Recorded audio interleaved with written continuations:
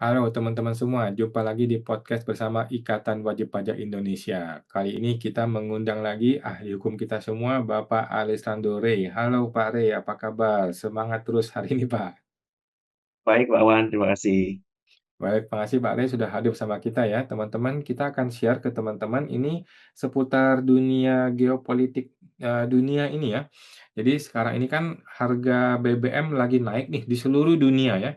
Harga minyak dunia aja itu kalau hari ini sekitar udah 115. Ini yang Brent ya, yang jadi patokan dunia. Minyak mentahnya udah $100. Jadi APBN kita aja itu kan patokannya $70. Ini sudah 114. Jadi udah naik lebih dari 50%. Udah naik lebih dari $40, teman-teman ya.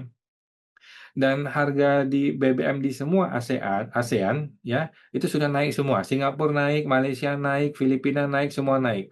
Di Singapura itu sudah 55.000 per liter, teman-teman ya. Nah, teman-teman tinggal baca aja teman-teman ya. Jadi di Malaysia, Singapura, Filipina, Thailand, Laos, Kamboja, Myanmar, semuanya naik, teman-teman. Kecuali satu. Ada satu negara ajaib di negara Asia Tenggara ini yang tidak naik, yaitu Indonesia, teman-teman ya. Nah, jadi harga minyak BBM Indonesia itu tidak naik. Pertanyaannya, ini kabar baik atau kabar buruk? Nah, teman-teman, kita akan tanya ke Pak Alessandro Rey ini ya. Tidak naiknya harga BBM ini kabar baik atau kabar buruk bagi kita semua dan bagaimana ini pengaruhnya ke aspek perpajakan di negeri kita ini? Silakan Pak Rey. Terima kasih, Pak Wan. Ini informasi yang menarik ya. Tadi Pak Wan sudah sampaikan bahwa memang betul em, crude oil sudah mengalami kenaikan dan tadi angkanya sudah Pak Wan tampilkan ya, sampai kepada $100 per barrel. Bahkan eh, brand minyak itu sudah sampai 115 dan itu prediksinya belum berhenti sampai di situ, Pak Wan, karena prediksinya akan terus naik, tembus di angka $120 per barrel ya. Nah, ini menandakan bahwa eh, pasokan minyak itu tidak lancar masuk ke Asia Tenggara, ya, termasuk ke negara-negara yang tadi sudah Pak Awan sampaikan, termasuk juga kepada Indonesia. Nah, tadi Pak Awan sudah sampaikan bahwa minyak kita ternyata harganya masih relatif stabil ya. Disampaikan oleh Pak Menteri juga, pasokan kita masih aman, meskipun amannya hanya puluhan hari begitu Pak Awan ya. Tapi yang menarik yang kita cermati adalah di Indonesia itu belum terjadi kenaikan gitu ya.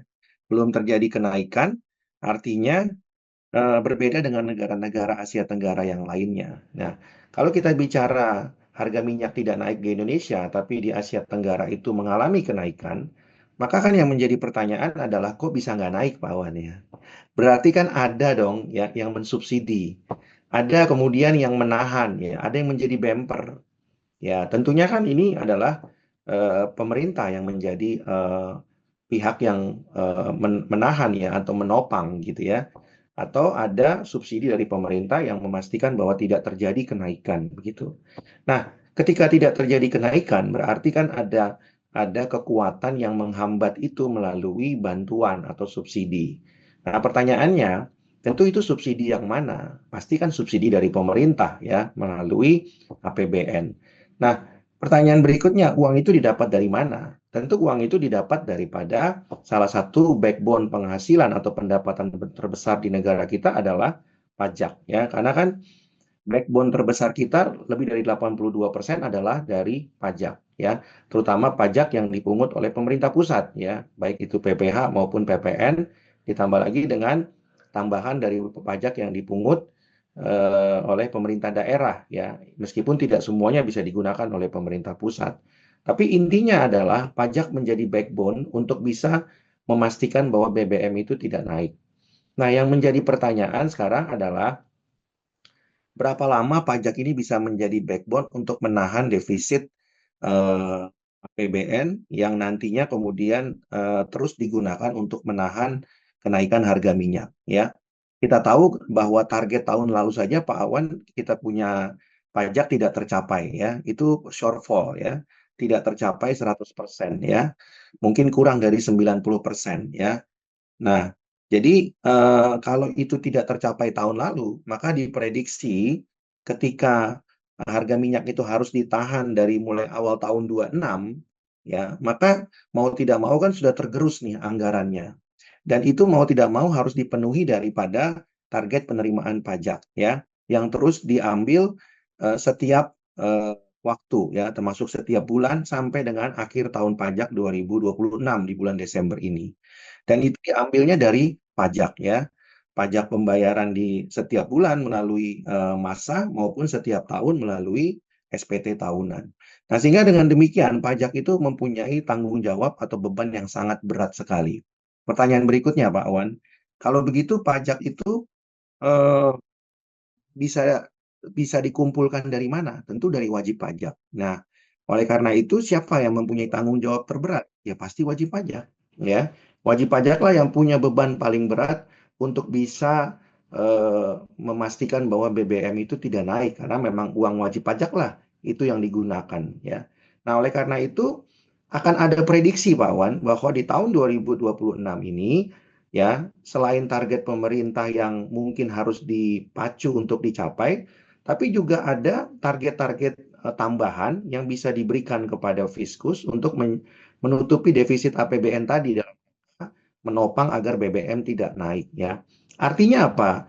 Kalau kita mau kaitkan dengan dampaknya kepada wajib pajak, bisa diprediksi akan lebih banyak lagi nanti SP2DK Pak Awan. Diprediksi akan lebih banyak lagi pemeriksaan ya, apalagi sekarang SP2DK sudah tidak menggunakan SE lagi ya, tapi menggunakan PMK ya. Jadi upaya paksanya akan lebih sedikit kuat sekarang Pak Awan ya.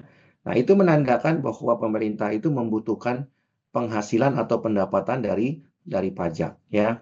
Dan jangan heran nanti kalau kemudian wajib pajak ya Pak Awan akan diperiksa tidak lagi 1 tahun Pak Awan. Bahkan kami punya pengalaman ya sekarang menangani pemeriksaan itu langsung 4 tahun. Dulu pengalaman kami hanya sekaligus diperiksa 3 tahun. Sekarang diperiksa 4 tahun.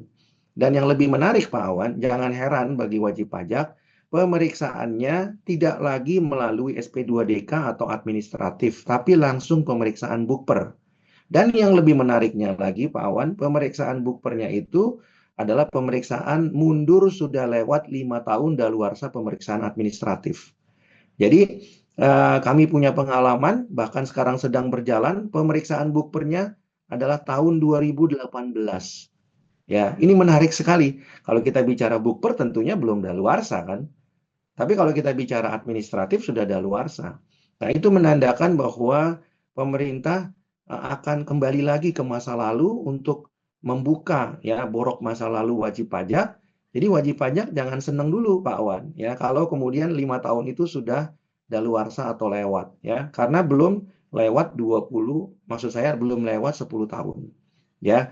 Jadi pemerintah dalam hal ini melalui departemen atau Direktorat Penegakan Hukum ya akan kembali membuka masa lalu wajib pajak sampai 10 tahun ke belakang. Dan rekan-rekan wajib pajak harus tahu bahwa penerimaan pajak yang paling cepat dapat uangnya yaitu melalui pemeriksaan bukper. Kenapa?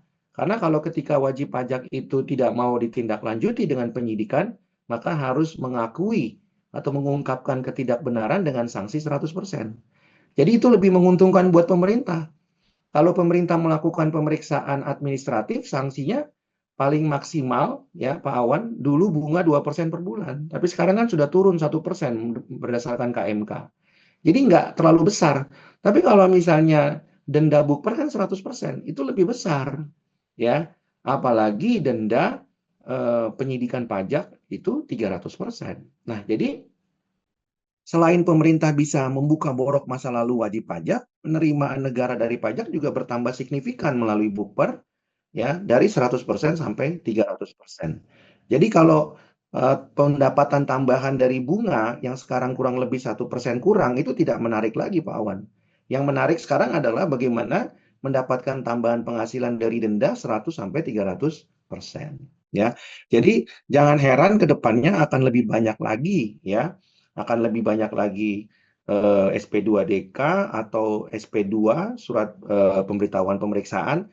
Tapi kami memprediksi akan lebih banyak lagi bukper di tahun 2026 ya, mengingat masa lalu yang belum sempat diperiksa ya, dan mengingat juga negara membutuhkan pendapatan dari denda yang cukup besar ya, sehingga bukper adalah pilihan yang terbaik. Begitu, Pak Awan.